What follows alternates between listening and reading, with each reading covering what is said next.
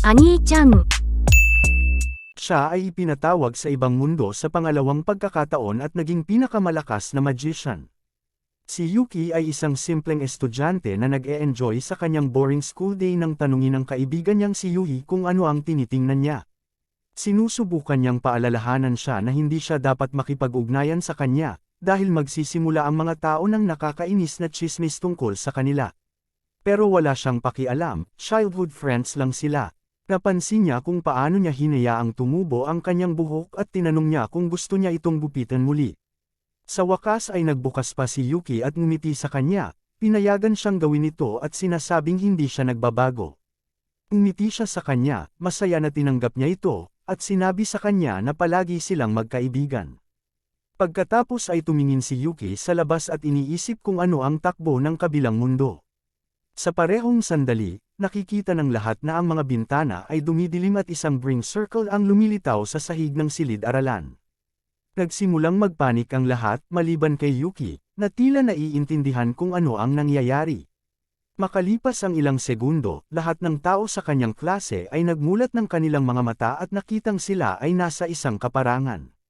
Tumingin-tingin si Yuki sa paligid at medyo na-hype up dahil alam niya kung nasaan siya. Gusto itong malaman ni Yuhi, ngunit napalitan ang atensyon ng lahat sa isang kalapit na ingay. Biglang nakita ng mga estudyante ang ilang sundalong Chemtech na naglalakad papunta sa direksyon nila. Pinapabilis nila ang takbo, dahilan para magtakbuhan ang mga estudyante dahil sa kanilang gulat. Maliban kay Yuki, na nakatayo doon dahil alam na niya ang tungkol sa kapangyarihan ng mahika. Dahil ayaw niyang makitang masaktan ang kanyang childhood friend, mabilis na hinawakan ni Yuhi si Yuki. Sa sandaling iyon, sinubukan silang durugan ng isa sa mga sundalo. Isang daliri lang ang ginagamit ni Yuki para talunin ito, at nagsimulang tumakas ang dalawa.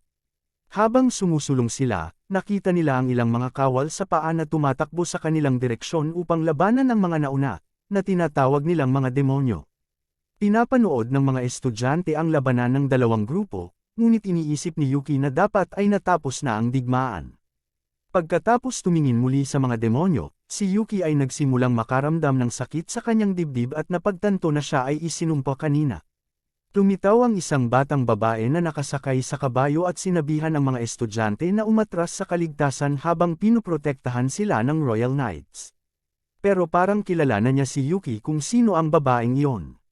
Siya at ang natitirang mga sundalo ay nakikipaglaban sa kawan ng demonyo, gamit ang swordsmanship at magic. Labis na nagulat si Yuhi sa hitsura nila kahit na napakabata. Mukhang hindi nagulat si Yuki dito, sa halip, mukhang proud siya. Pagkatapos ay nagsimulang umatras ang dalawa, sinasamantala ang proteksyong ito. Matapos dalhin sa kastilyo, pinasalamatan ng hari ng Distinia at ng kanyang anak na babae na si Margaret ang mga bayani sa pagdating upang tulungan sila. Ipinaliwanag niya na ang kanilang kaharian ay sinasalakay ng mga demonyo, at tulad ng 5 taon na ang nakalipas, isang grupo ng mga bayani ang ipinatawag sa kanilang mundo. Ngunit ang mga estudyante ay nataranta at hindi maintindihan ang sitwasyon. Malalim na ipinaliwanag ni Margaret na 5 taon na ang nakalilipas, isang bayani ang ipinatawag sa kanilang mundo at natalo niya ang mga demonyo at nagdala ng kapayapaan sa kanila. Ngunit biglang nawala ang parehong bayaning iyon.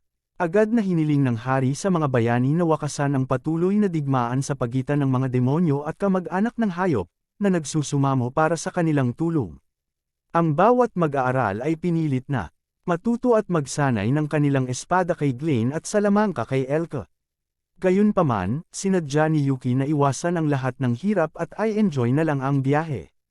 Napansin ni Elke na nagpapabeya si Yuki habang nagsasanay, at tinawag siya nito. Una niyang pinuri ang kanyang kalmado sa kakaibang mundong ito, ngunit pagkatapos ay binanggit na ang kanyang pagiging makasarili ay kapareha ng dating bayani.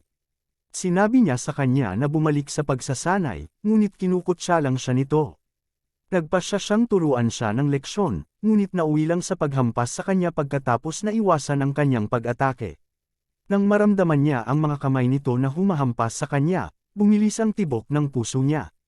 Si Yuki ang dating bayani. Alam niyang siya iyon kaagad sa paraan ng pagtrato nito sa kanya. Hindi niya maiwasang ipahayag ang pangungulila sa kanyang naramdaman nang umalis ito. Humingi ng tawad si Yuki at tiniyak sa kanya na bumalik siya ng tuluyan. Habang ginagamit niya siya bilang upuan, lumilitaw si Glenn nang walang ideya kung ano ang nangyayari. Ngunit pinunan nila siya, at napagtanto niya na hindi kikilos si Elka ng ganoon kung hindi ang taong iyon ang dating bayani. Mabilis silang nagpaalam sa isa pa nilang kasamahan na si Thea, ngunit hindi siya nagulat. Ngunit alam na niya, naramdaman niya ang magic power ni Yuki sa kabila ng kanyang bagong hitsura. Pagkatapos ay binanggit ni Yuki na minsan siyang nangako na babalik siya, at ngayon ay tinupad niya ito. Nagulat ang tatlo niyang kasama sa simula ngunit pagkatapos ay sinalubong siya pabalik ng bahay na may mainit na ngiti sa kanilang mga mukha. Naisip ni Yuki na maaari silang mamatay noong nasa kabilang mundo siya, at mabilis na nagbago ang kanyang ekspresyon.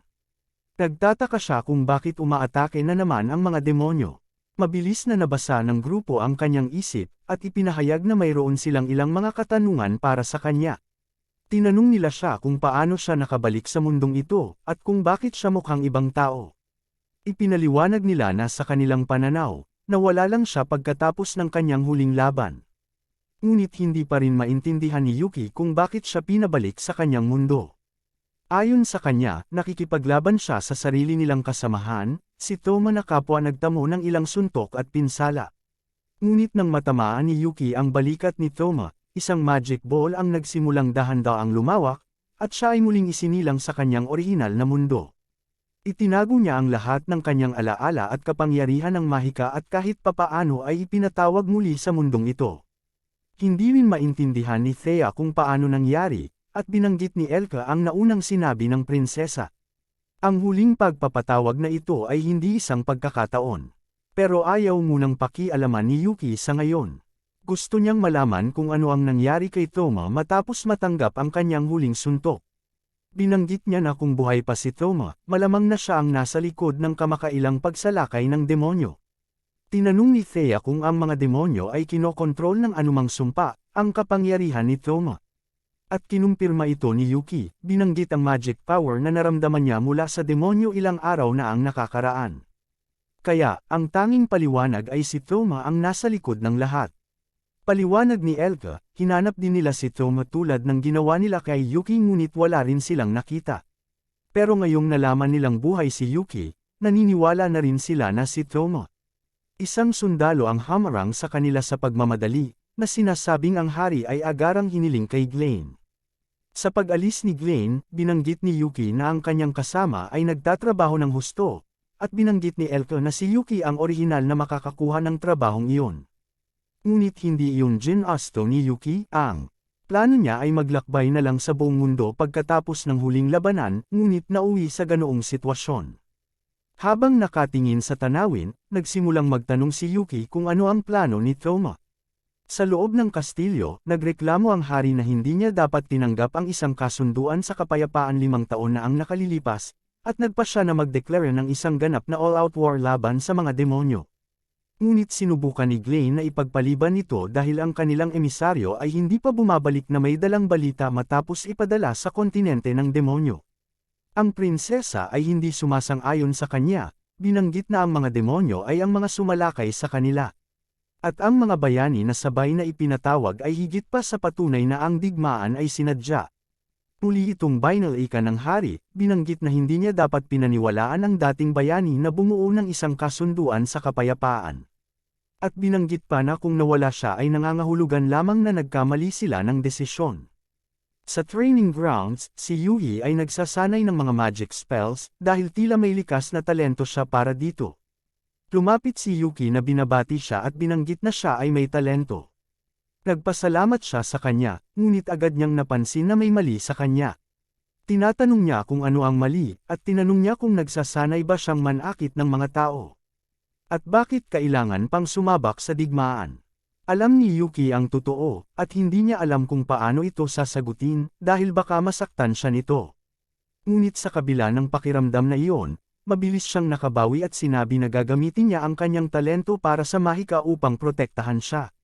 Kinagabihan, nilapitan siya ng mga kasama ni Yuki upang ihayag ang mga plano ng hari sa pagsisimula ng digmaan. Nagawa ni Glenn na bumili ng ilang oras, na binanggit na ang mga bayani ay mamamatay sa unang alon at nangangailangan ng karagdagang pagsasanay. Ngunit naabot na ni Yuki ang kanyang desisyon. Aalis siya at ititigil muli ang digmaan ng mag-isa. Naniniwala siyang ang digmaang ito ay isang hanggal na bagay na nililiko ni Toma, at siya ang kailangang pigilan siya. Umiti sa kanya ang tatlo at nagsimulang magsabi ng kanilang mga hangarin na sumama sa kanya sa kanilang mga lumang pakikipagsapalaran. Ngunit tinanggihan ito ni Yuki, kailangan niyang pumunta mag-isa. Dagdag pa, hindi sila makakaalis sa kastilyo at sa mga estudyante ng mag-isa. Binanggit din niya na kung si Toma ang nag-uudyok ng digmaan, kailangang may manatili sa kastilyo dahil siguradong sasalakayin niya ito. At iyon ay higit pa sa sapat na dahilan para manatili sila at tumulong sa kaharian. Ngunit bago umalis, kailangan ni Yuki ang isang bagay, ang kanyang sandata. Gumagamit ang grupo ng invisibility magic para pumuslit sa imbakan ng kastilyo.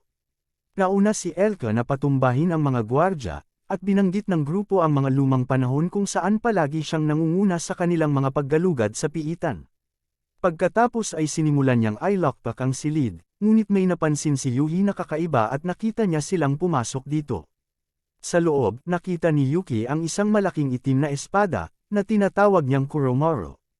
Gayunpaman, nahanap ng mga gwardya ang gwardya na binugbog ni Elka, at nagsimula silang maghanap sa buong kastilyo para sa mga nanghihimasok.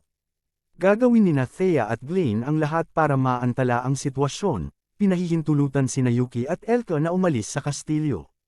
Pagkatapos ng tuluyang pagdaan sa mga pader ng kastilyo, sinabi ni Elka sa kanya na gagawin ng tatlo ang lahat para maantala ang hari sa pagsisimula ng digmaan, umaasa na bibigyan nito si Yuki ng sapat na oras para pigilan si Toma at ang pagsalakay ng demonyo.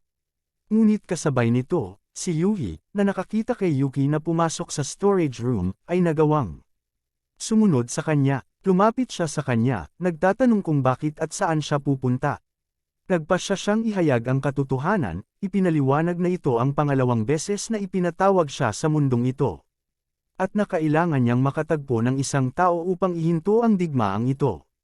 Ang mga mata ni Yuhi ay puno ng luha, at hiniling niyang sumama sa kanya, na nangangako na siya ay magiging kapaki-pakinabang. Ngunit hindi siya pinapayagan ni Yuki na masaktan, ito ay masyadong mapanganib para sa kanya. Halos hindi niya mapigilan ang kanyang emosyon, ngunit naaalala niya ang kanyang pangako. Sinabi niya sa kanya na ipikit ang kanyang mga mata, at lumapit siya sa kanya. Sa isang iglap, nagpalabas siya ng mahika ng hangin at apoy at binigyan siya ng ipinangakong gupit. Siya ay nagpakatatag, at nang may ngiti, at muling ipinangako na siya ay magiging malakas at paprotektahan siya. Kinakal niya ang kanyang noo at sinabi sa kanya na kung iiwas niya ito sa susunod, papasa siya sa pagsusulit at sasamahan siya.